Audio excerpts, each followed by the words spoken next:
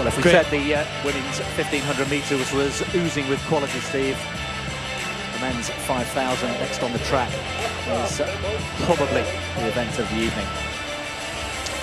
Yeah, looking forward to seeing Cheptegei and, well, also a host of names, to be honest. We've seen a fast 1500. Will it be a fast 5000 to follow? Well, an absolutely stacked field. You mentioned Joshua Cheptegei, the world record holder. And we've got the top 4 of the top 5 from the World Championships in Doha. We've got the world champion himself, Idris. Let's pick out 1 or 2 of the big names for you. Ryan Gregson there, left of picture, will be one of the pacemakers from Australia, along with Robert Koech. There is Cheptegei, world record holder at 5 and 10,000 metres, only the 10th man in history to hold both world records at the same time. He's brilliant over cross-country as well. He said he's coming here with new energy. And talking of energy, well, Jakob Ingebrigtsen, we've admired him for a while now, haven't we?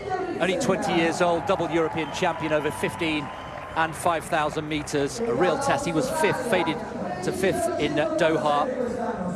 Stuart McSweyn, always enjoyable to watch him. Such a gutsy, aggressive runner. Record holder for Australia over 15, 3,000 and 10,000 metres.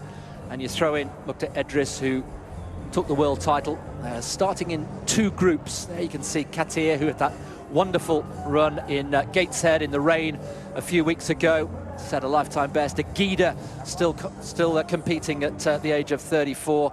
And there is the eldest of the Ingebrigtsen trio, Henrik, who's also in here as well. But this, you feel, all about Joshua Cheptegei from Uganda, a double world record holder. But Ingebrigtsen will have something to say. Men's 5,000 metres, 12.5 laps of the track. And they've asked for 12:57, although interestingly, in the press conference where he spoke really nicely, did Cheptegei, he was saying he was targeting himself around 12:40, maybe even faster, he said rather teasingly, and he'll come over from the left of picture there, and well, 61 or 62 seconds per lap would give us around 12:42, 12:43, that sort of time. So you put a 1500-metre specialist in the front, Ryan Gregson of Australia, to set the good pace. And yeah, it's interesting, isn't it? I was listening to in the hotel a table next to me where people were discussing the pace of this race tonight, and we had the calculators out and trying. Oh, I think it's 12:55, and I think the point is how fast. Once the pacing stops, once we get 3,000 metres, if they get 3,000 about 7:45, and Cheptegei really wants to burn it up from there, then yes, he could run much quicker than 12:55. If they then in the 4th kilometre mess around a little bit, then we'll be in that zone. But these first 6 or 7 laps between Gregson and Koech, let's see them running 61, 61 and a half, keep it nice and even paced. No wave light here, sadly, because that's been a feature recently of some of these fast races, as we saw, or happened earlier in the week at the Ethiopian trials in Hengelo, where I think was it the top 4, top 5, maybe all went under 13 minutes, but 62.82 for that 400-metre circuit, if you like. But they started a little bit quick the first 200, so he settled in reasonably nicely, but he's got to keep this pace going well and get the rhythm set, if you like, in that sort of 61.5, 62 range. Don't let it fall too much. Well, Indian file down the back straight, and there you can see Ingebrigtsen down at about 6. A good year. So back in the 5,000 metres, Cheptegei just tucking in behind the pacemaker. We've also got Gregson there, who's just dropping back as the other pacemaker. Justin Knight from Canada is going well. Hagas Gebrewet, we should mention him as well. Of course, 27 years old now, Olympic bronze behind Mo Farah in Rio back in 2016. So some big names in this 5,000 metres, but he's so easy on the eye, isn't he, Joshua Cheptegei? 2:35, Chris, first kilometre, which was pretty perfect, I think. You know, you didn't want it too quick the first kilometre. These guys can build the pace. McSweyn and Ingebrigtsen have sat a little bit further back, and Henrik Ingebrigtsen's the only one who's detached, but they're well spread out, and that's because Koech has just lifted it a little bit here. But that 2:35 was a nice platform, a nice base to get this thing going, and the idea is the second K, he was asked to try and pick it up. He looks as though he's done that certainly for a lap, but maybe they're just starting to bunch again. So a sense that perhaps, as we'll see here, we're looking for about a 62, just see what the clock says, 62.41. So 5,000 metres, 8 laps to go. Joshua Cheptegei still calling the shots here, with Hagos Gebrewet in second place. Talahan Haile Bekele from Ethiopia in third. Justin Knight still going well. Mohamed Ahmad, who was also on the podium in the World Championships, just behind him. So the two Canadians doing well, but Joshua Cheptegei calling the tune here. And we saw from that brilliant run, didn't we, in Monaco last year, when he smashed the world record. He's very, very capable of running solo from the front with 7 laps to go. Yeah, sadly the pacemaking didn't quite work out. It slowed through that 2K. They ran a 2:36, and Cheptegei was like, okay, we got to get this moving now. So he's now picked it up. He'll get this rhythm going. 61 second laps. Gebrewet, Idris, others, but just look 6 places back. McSweyn, Ingebrigtsen. Don't forget Ingebrigtsen still to break the 13-minute mark. I say still to break the 30-minute mark, as though he's been around long enough to do that. He's only 20, don't forget. But you can see there the gaps are appearing, more dropping off the pace. Cheptegei turning the screw, building the pressure, setting this fast pace. So Cheptegei calling the tune here. When they come round next, it'll be 6 laps to go. Gebrewet tucking in, looking pretty comfortable in second place. Then it's Mohamed Ahmad ahead of Knight, his Canadian teammate. Ingebrigtsen just staying out of trouble there, stalking McSweyn with 6 laps to go. Just seeing Katir go through, had that big performance in Gateshead, didn't he? He's moving out because the gaps have appeared, and Ingebrigtsen realises that McSweyn wants to try and close it. Katir moves up around the outside, the Spanish athlete, but that's a good 8, 9, maybe 10-metre gap now to that lead group, because Cheptegei is just making this tell. It's too early for some of them to be going at this pace.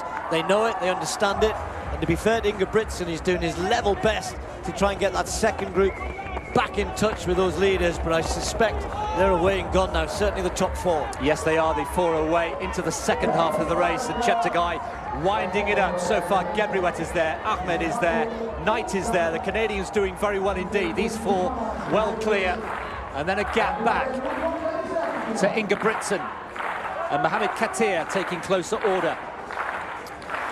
Yeah, Ingebrigtsen doing a sterling job to try and even get close. They're going to go through 3,000 metres, about a second down on what they'd expected. I said anything for me around 7:45, a 2:32 kilometre is going to give him a great chance here to run quick. He can build it from here, even though he's already run a few laps in the front himself. Chris, I'm really enthralled in this 5,000, because Cheptegei's not letting up at the front.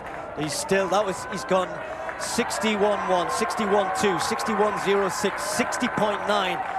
But Ingebrigtsen has got back on the back of him. Justin Knight running a brilliant race and hanging in to this as well. A recent 3:33 for him. Katir now finds himself not able to go with Ingebrigtsen. Has a little look behind and is thinking, hey, I've got on this. They're well under 13-minute pace now, or certainly have the opportunity to go way under 13 minutes. It's just how can you finish? How strong are you?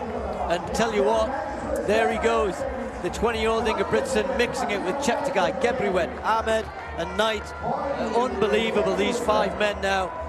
Maybe Cheptegei slowing, is he, Chris? I think he is, but that group of 4 who look to have gone, now a group of 5, and significantly, as you say, Ingebrigtsen is in 4th place with 3 laps to go.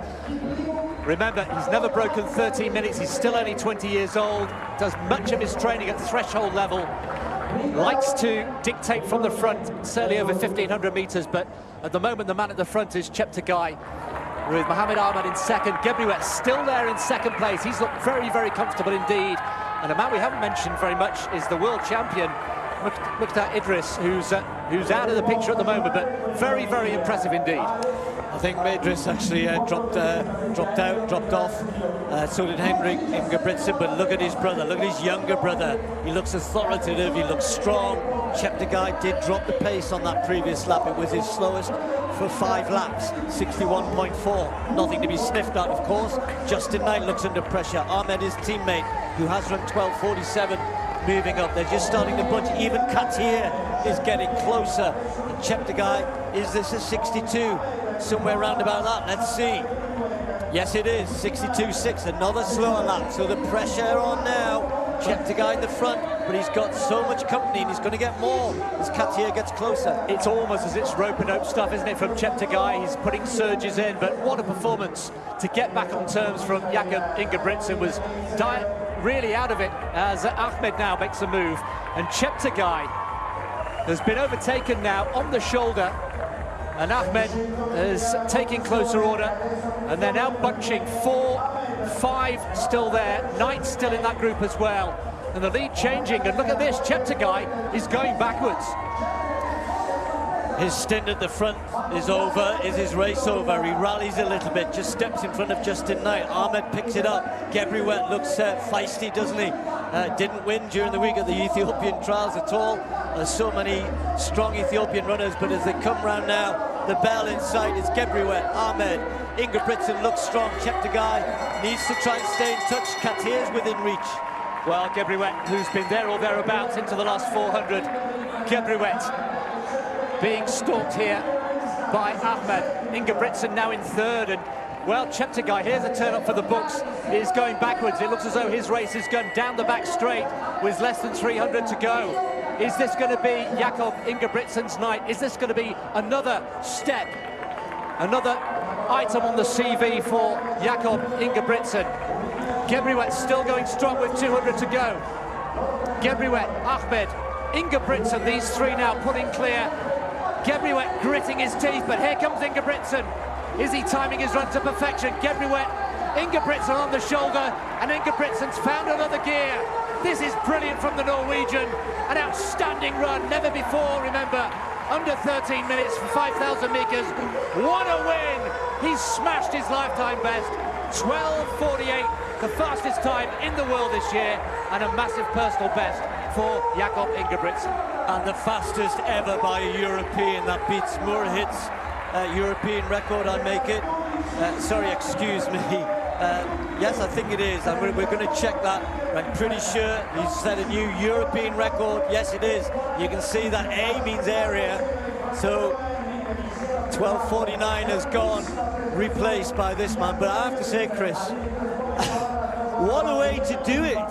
You know, Cheptegei, we all thought once he started clicking off those 61s that he was only going to make it quicker from then on in. He didn't have the legs. Ingebrigtsen fought his way back. After 3,000 meters, that 4K, he put the hard yards in. Katir got dragged back. Ahmed, another great run from him. A national record for Katir for Spain. And Gebrewet bouncing back from a 4th place during the week at 10,000 into a great 5,000 here. But what can you say about this young man? I was chatting to him and his dad and his brother briefly in the hotel this morning. We were in the queue to get more tests, COVID tests, but very relaxed, looking forward to tonight, he said. And I'm not sure though, even he's got a confidence about him, he's got a self-esteem, a hint of arrogance, but that's what carries him this. He believes he can do this. He believed he could get back to them, and then once we got in that last lap, you felt as though that was the only result, a win for Ingebrigtsen. Well, it's a real shock because Cheptegei was the clear favourite, but what a way to do it. And he's not just ducked under 13 minutes for the first time, he's sliced 14 seconds, for goodness sake, of his lifetime best coming into this. And interestingly, Cheptegei in the press conference was asked about Ingebrigtsen and said he will break 13 seconds one day, and it probably won't be too long before he does. I wonder if he thought he'd do it this evening. What a way to get victory here. And Ingebrigtsen, we understand, will now move on to Samaritz for altitude training and continue his preparations for Tokyo. Yeah, I think it's the 12th fastest ever 5,000 meters, the fastest ever by a European, and he's 20. 1,500, 3,000, 5,000, there are no limits to this boy's ability. Well done from Ingebrigtsen, who got those first few laps underway. There is the full result. Oh, well, what a card that is. Letters all over the place, the area record. The performance of the night so far here in Florence, no doubt about it. Jakob Ingebrigtsen, remember, only age 20. 12:48 First time under 30 minutes, and a European record to boot. And Cheptegei, the world record holder, well, nowhere to be seen. Wow.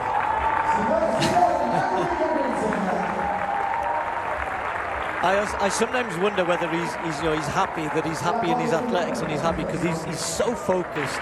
I interviewed him in Gateshead a couple of weeks ago. He talked about how I almost skipped my childhood. I became a great athlete very early, but that smile there, that tells you everything, doesn't it? I think he's surprised himself there, which is a lovely thing to do as an athlete.